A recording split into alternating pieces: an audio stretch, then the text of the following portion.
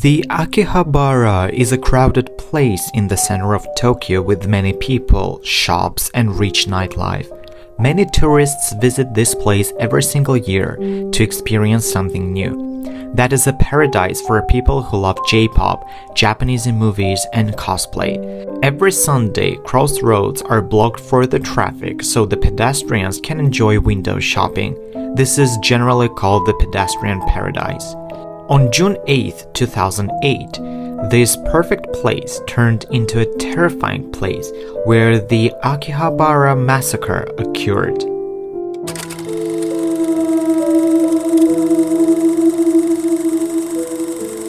Hello everyone and welcome back into the room where even walls have ears.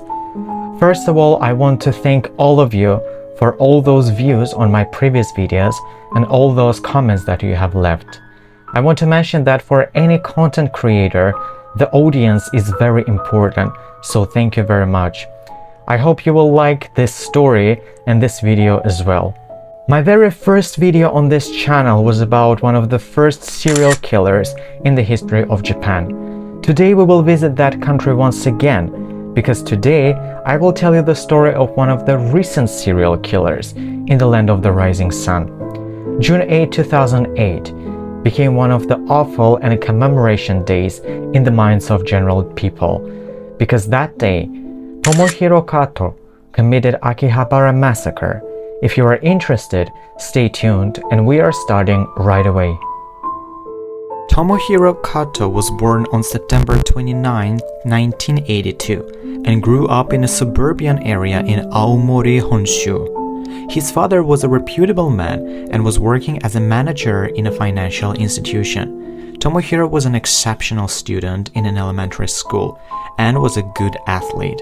After entering Tsukuba Junior High School, he became the president of the tennis club. Tomohiro loved design and wanted to be a car designer at Toyota. He was also an otaku, a person who loves video games, anime, cosplays, and so on. Even though Tomohiro was a person with interesting hobbies and dreams, after being enrolled in the Aomori Prefectural High School, he started acting violently and strangely.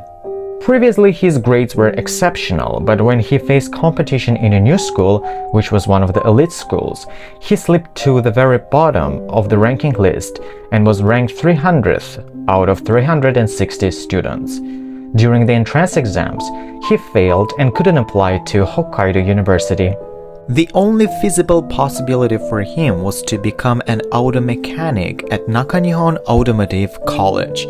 Later, after graduation, he was hired as a temporary worker at the factory in central Shizuoka Prefecture, but was soon told that he was going to be cut. Everything was difficult for Tomohiro not only at school but also at home. He was not going along with his parents. According to his brother's interview, his parents would frequently put immense pressure on both brothers, requiring everything to be done in accordance with the standards. If they didn't obey their parents, they would punish the brothers. Kato's brother even recalled an incident when Tomohiro was made to eat scraps from the floor. A neighbor of Tomohiro later stated that his parents were too harsh on him. Once, they made him stand outside for hours in deep cold during winter. Later, Tomohiro himself mentioned his parents in his online postings. Those posts were filled with hatred and criticism toward his parents. Tomohiro was fed up that he even tried to commit suicide by ramming his car into a wall, but that attempt was unsuccessful. Tomohiro was bullied not only at home and school but also later in his workplace. 3 days before the incident, he accused his co-workers of stealing and hiding his clothes. After arguing with them, he left the workplace immediately. Obviously, he knew that he would lose the job, but that wasn't the big deal for him. Many people believe that small incident at the workplace might have been the trigger of horrifying things that happened later. Before the massacre, the suspect posted messages on a website called Extreme Exchange Revised. This was the darknet for people who were looking for something related to criminal activities. There, he revealed his intentions of killing people. In one of his messages, he wrote, "I will kill people in Akihabara."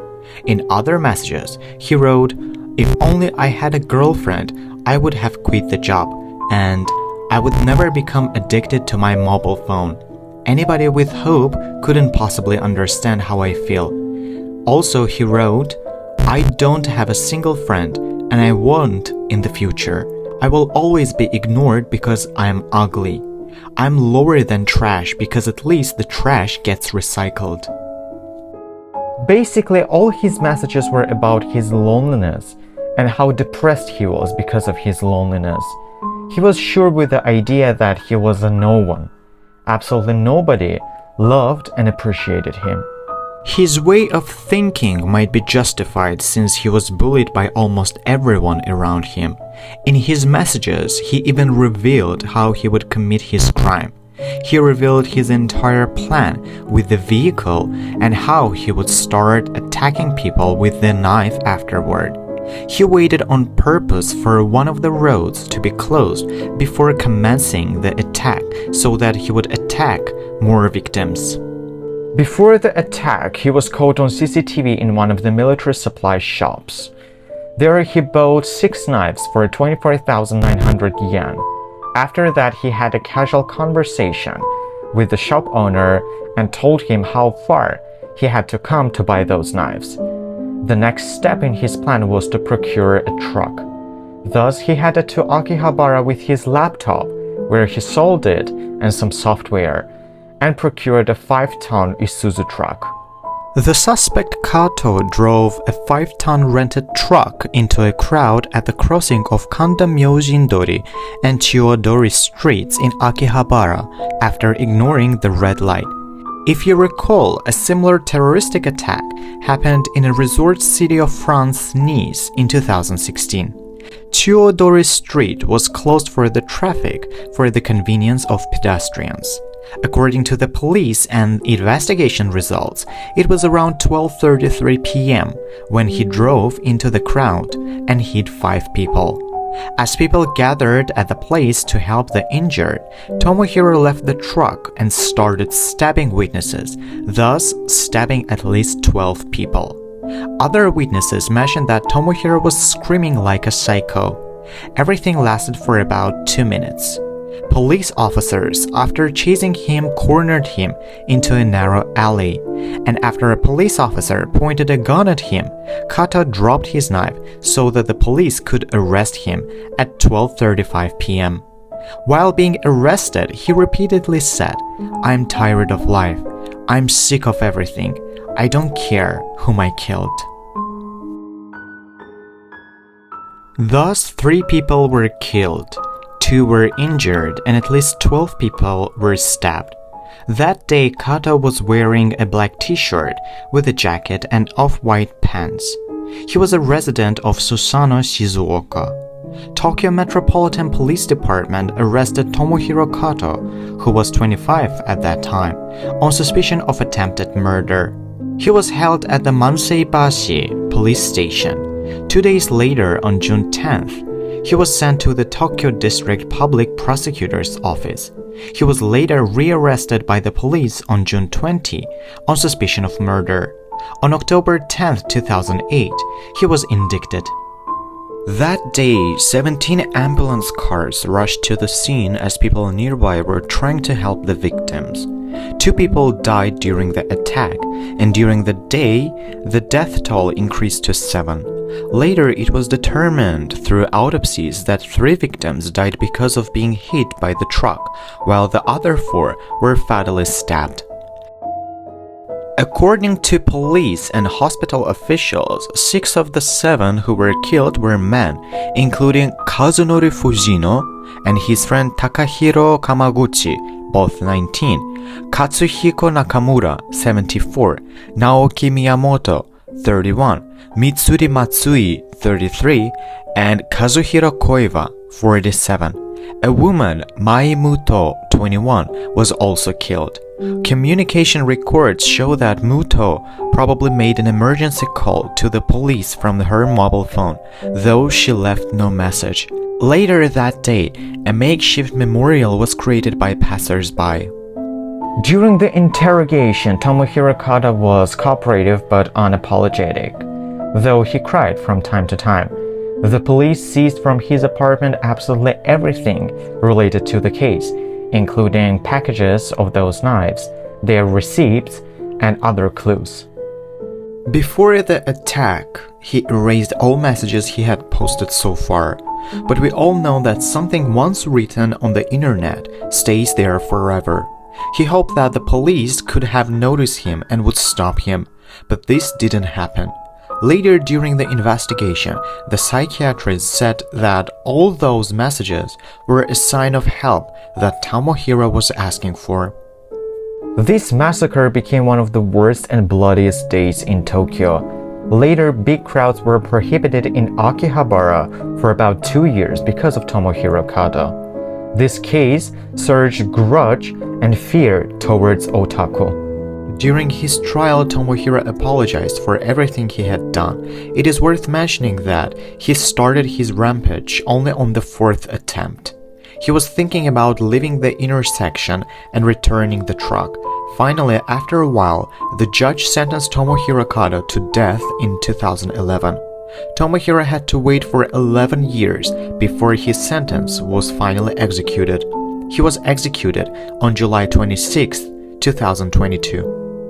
As I mentioned before, after this massacre, big events were banned from being held in Akihabara for about 2 years. But this case touched not only general public, but also the family of Tomohiro. The father of the killer became a hikikomori, or just secluded himself at home, while his mother became chained to the wheelchair. Of course, they had their own interview that was broadcast across the entire country. Meanwhile, the loved ones of the victims tried to continue their lives. Tomohiro's brother was also suffering from the consequences of his older brother's deeds. Tomohiro used to send a lot of letters to his brother with all the confessions and details, but all of them remained unanswered. The brother was trying to live his own life, but you understand that in such a society as Japan, this type of shame cannot be erased. Therefore, after writing his last letter, he committed suicide twice. He succeeded on his second attempt and hanged himself. This is pretty much everything I wanted to share with you this time. I think we can add this story to the collection of stories about serial killers and just killers who had a very complicated childhood and have been through a lot of difficulties and traumas. What do you think? Whom should we blame? The society, his parents, the forum, or Tomohiro himself? Do you agree with the final verdict of the psychiatrist that all those messages written by Tomohiro were signs of crying for help? If you want to share your own opinion, feel free to leave your comments in the comment section below. I want to thank you if you watched this video till the very end. Recently, I hit a milestone because people from the United States and United Kingdom started watching my videos and my channel. For me, as a non-native English speaker, it is very important. If you want to support my channel, you can just click the like button and subscribe to my channel and make me happy. And as always, take care of yourselves and see you next time.